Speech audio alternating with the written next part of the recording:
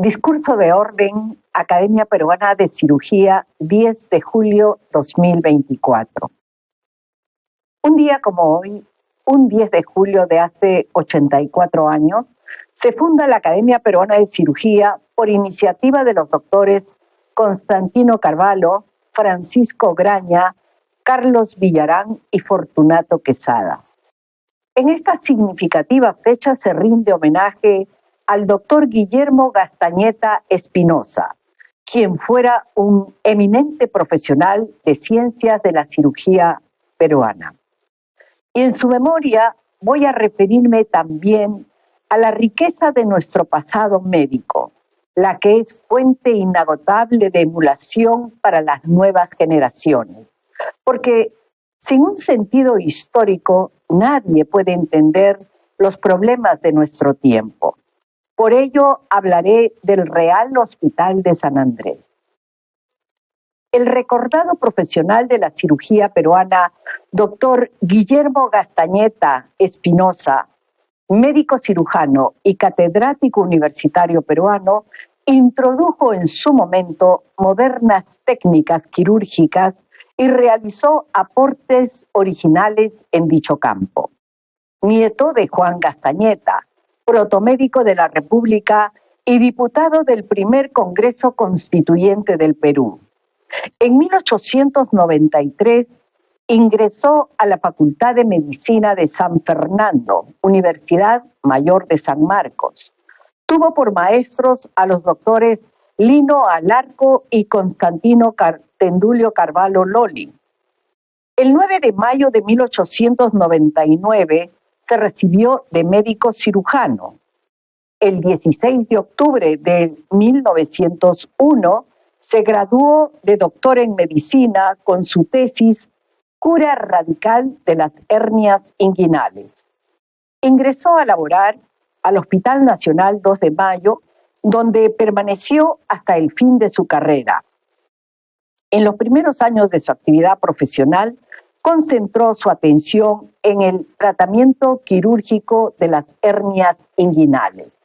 Luego, incursionó en diversos campos: la neurocirugía, cirugía de cabeza y cuello, cirugía de tórax y cirugía abdominal, siendo esta última en la que alcanzó gran maestría, específicamente en las cirugías del estómago, hígado, vías biliares, páncreas y vaso. Siempre estuvo atento a los adelantos de la medicina mundial y se preocupó por introducirlos en el Perú. Fue el primero en realizar una transfusión de sangre de persona a persona, siguiendo la técnica de la determinación de los grupos sanguíneos de Karl Landsteiner del 1904.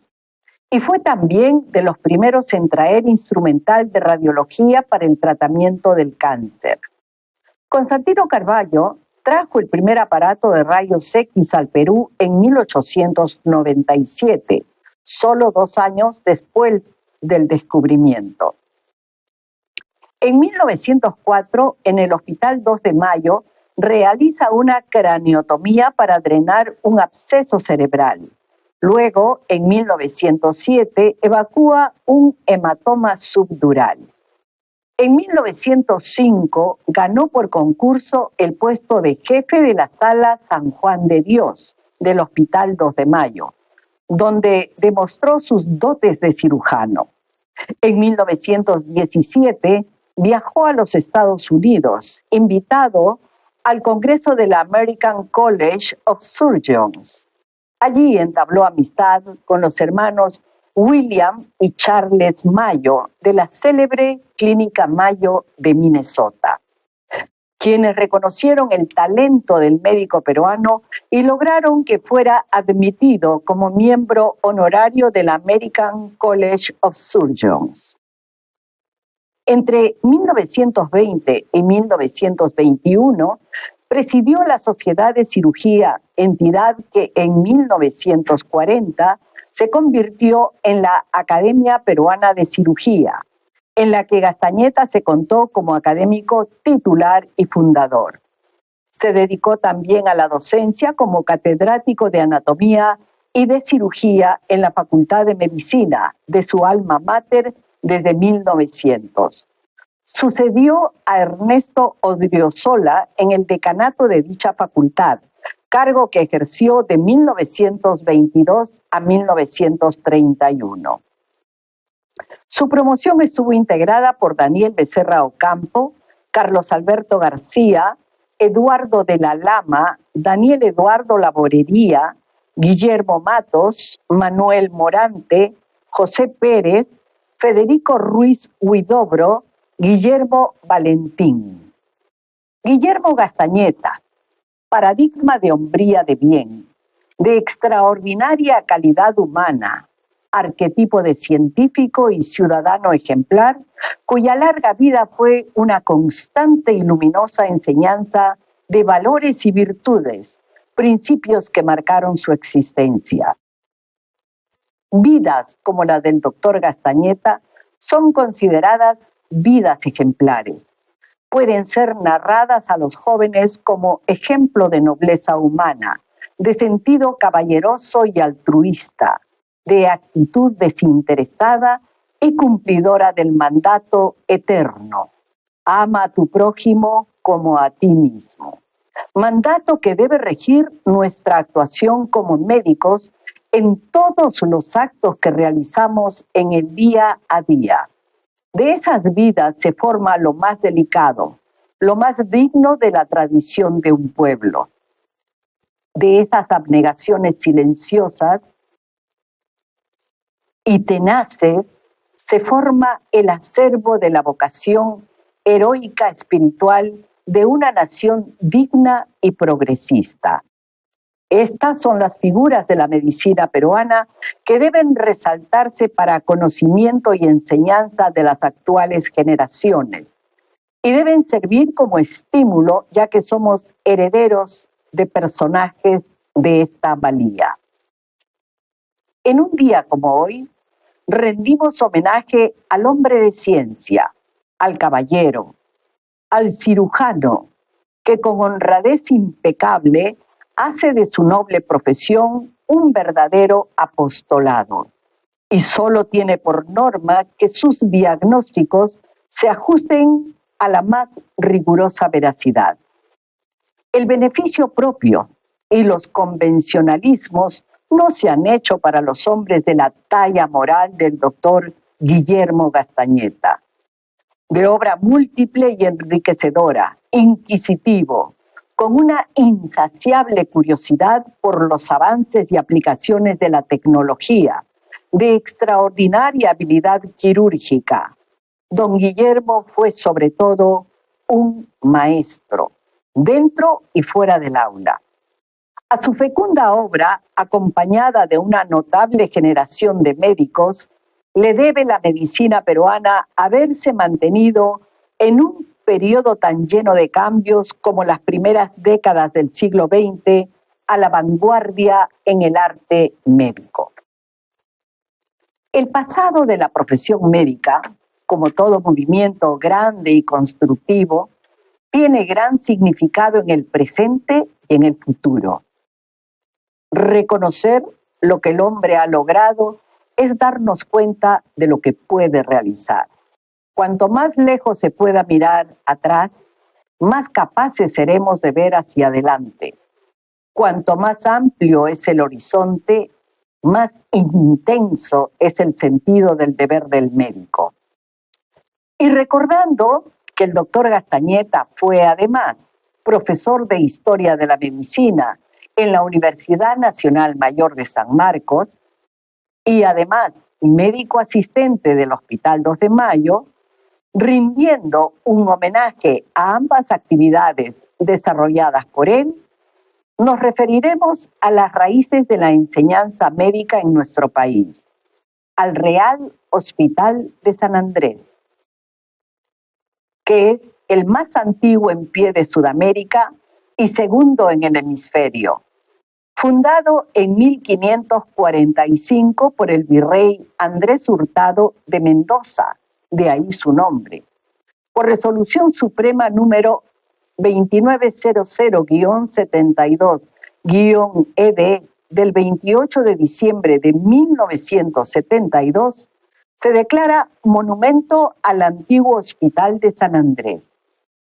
El Real Hospital de San Andrés se encuentra situado hasta la actualidad en la Plaza Italia, antes de Santa Ana, en la calle del mismo nombre, hoy cuadra 7 del Jirón Guanta.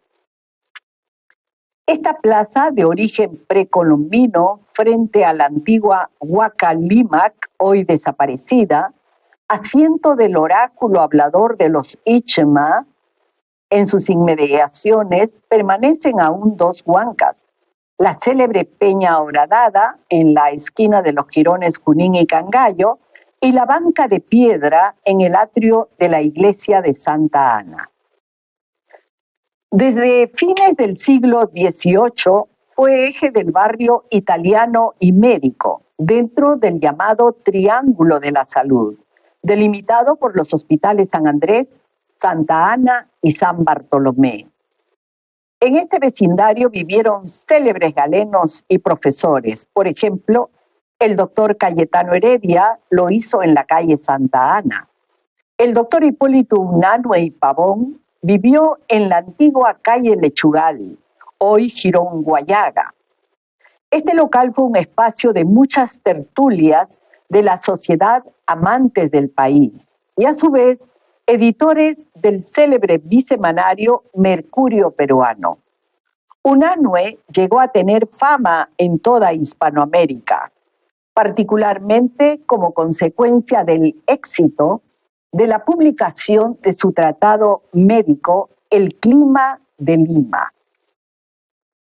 Es por esta causa que esta casa recibió el apelativo de la Casa de los Sabios, dada la fama de su ilustre dueño. A este domicilio de Unanue acudieron renombrados visitantes, incluyendo a los generales José de San Martín y Simón Bolívar. También el doctor Antonio Raimondi del Acua vivió muy cerca en el Jirón Junín 943. El célebre profesor italiano y gran peruanista enseñó en la vecina Escuela de Medicina de San Fernando. Hoy un monumento suyo orna la plaza frente a la antigua entrada a la Escuela de San Fernando. Vivió en los altos de la calle de la Peña Horadada. Al llegar al Perú en 1850, Raimondi fue contratado como profesor de ciencias naturales para la Escuela de San Fernando por el doctor Cayetano Heredia. El joven Raimondi se adaptó rápidamente debido a que muchos compatriotas suyos también ejercían la docencia allí. El célebre profesor milanés también se encargó de organizar el Jardín Botánico y el Museo de Historia Natural de la Escuela de Medicina. También en esta célebre plaza, el general José de San Martín proclamó por tercera vez la independencia del Perú el 28 de julio de 1821.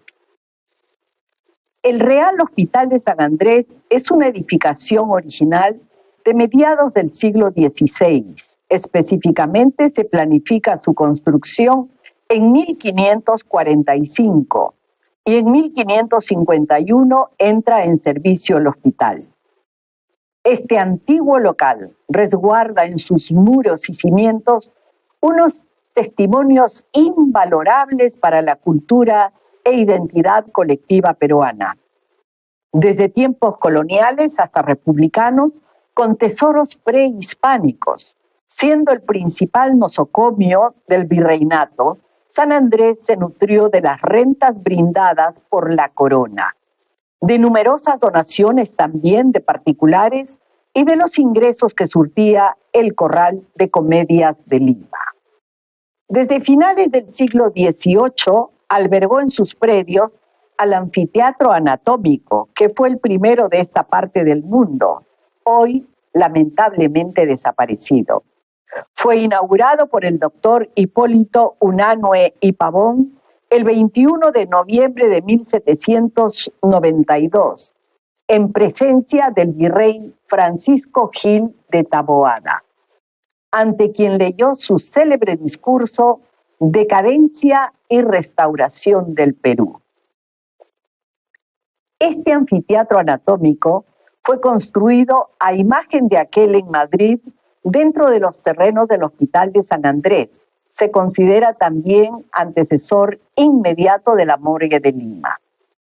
En su lugar se encuentran actualmente la comisaría de San Andrés y la Divincri del Cercado. Hace algunos años se halló una cripta de cal y canto conteniendo algunos huesos seccionados y marcados que podrían haber sido parte del material utilizado en el dictado de los cursos de anatomía en el Colegio de Medicina. Este colegio fue fundado en 1811 por el virrey Fernando de Abascal, de ahí su nombre, Colegio de San Fernando. Fue construido por el polímata Vasco Matías, maestro, Alegría, en terrenos del Hospital de San Andrés, rebautizados por el general José de San Martín el 27 de agosto de 1821 como Colegio de la Independencia.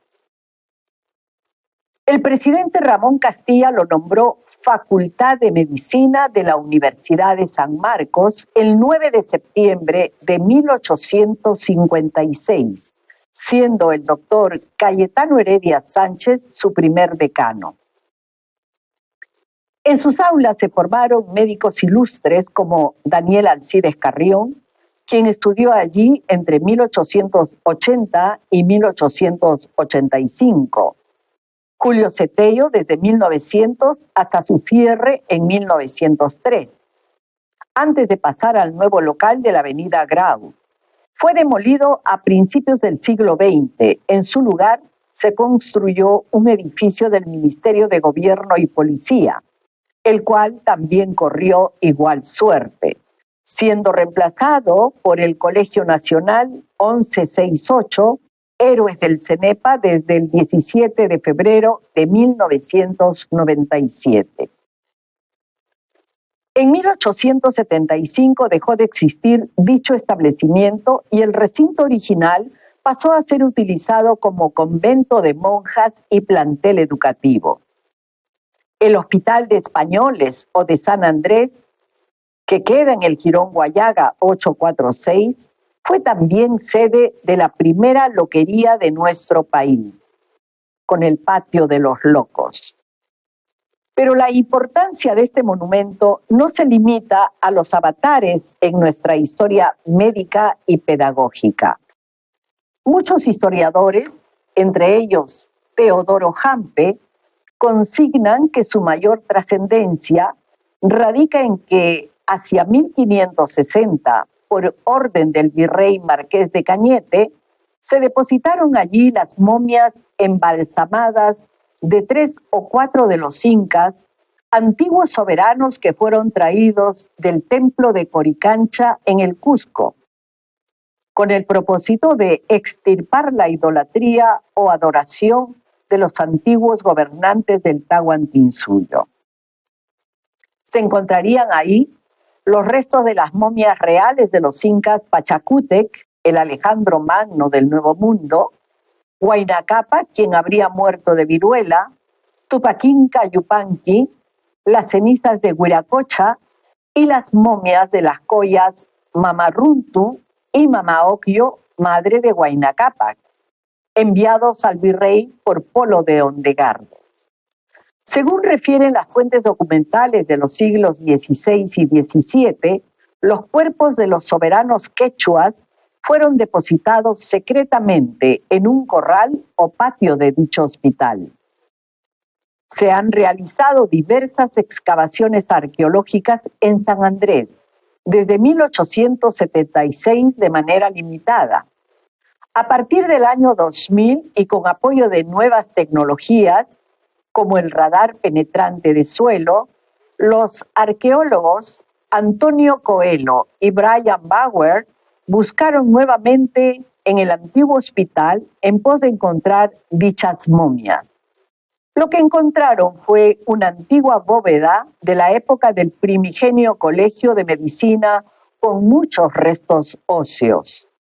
Algunos intentos por localizar las momias incas, como los trabajos promovidos por José Toribio Polo en 1868 y José de la Riva Agüero en 1937.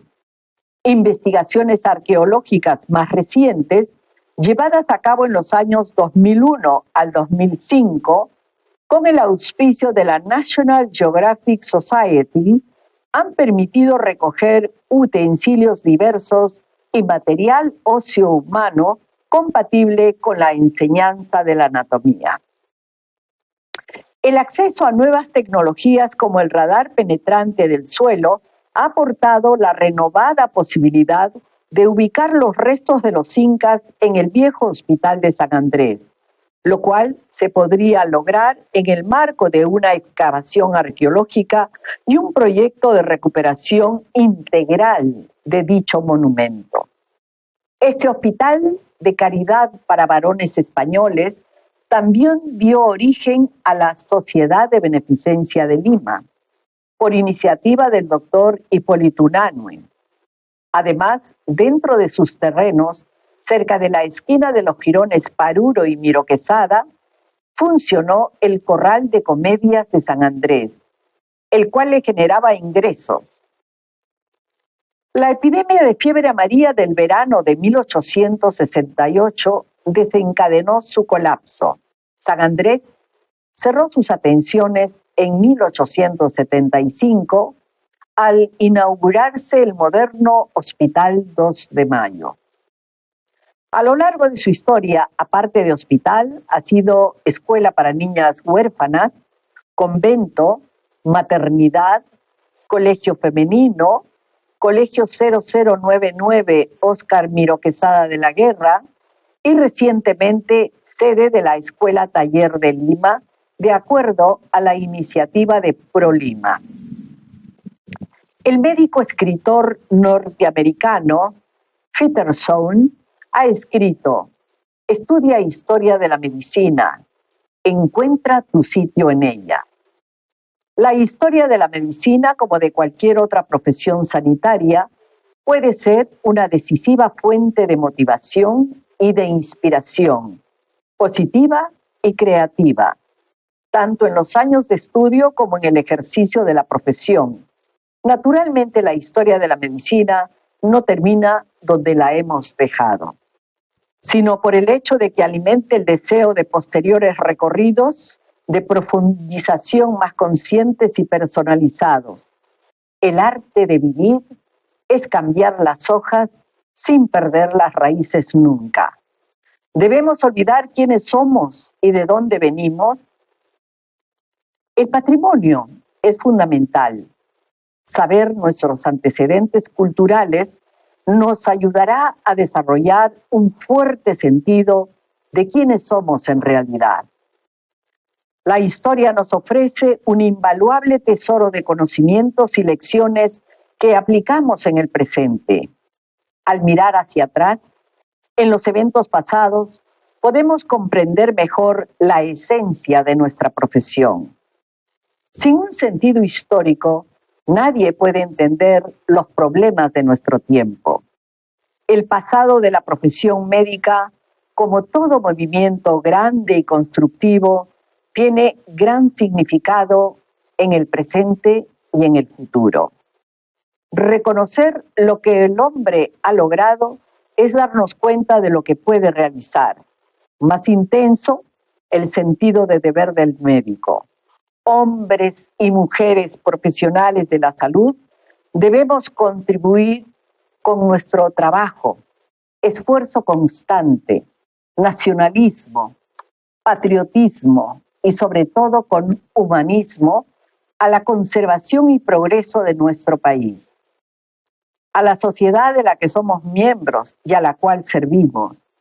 El punto de vista histórico es especialmente necesario en los temas de salud, donde las comparaciones son la base para medir los éxitos y valorar las necesidades presentes y futuras. En la actualidad, el histórico local, ubicado en el Jirón Guayaga 846, Barrios Altos de Lima, permanece cerrado y con algunas áreas exteriores invadidas o alquiladas para el comercio. En salvaguarda del Centro Histórico de Lima, reconocido por la UNESCO como Patrimonio Cultural de la Humanidad, nos toca evidentemente rescatar de la incuria y la destrucción esa singular reliquia que fue definitivamente la última morada de los incas. El imprescindible rescate de San Andrés requiere de un uso sostenible del edificio y del concurso de instituciones como la Sociedad de Beneficencia de Lima Metropolitana, propietaria del inmueble, el Ministerio de Salud, el Ministerio de Cultura, el Colegio Médico, la Universidad Nacional Mayor de San Marcos. También se requerirá el apoyo de filántropos y del empresariado peruano. Como Academia Peruana de Cirugía, pilar importante en la medicina peruana, consideramos que es un deber dar a conocer nuestras raíces, pero también el rescate de este histórico lugar es otra función que debemos poner en práctica. Muchas gracias.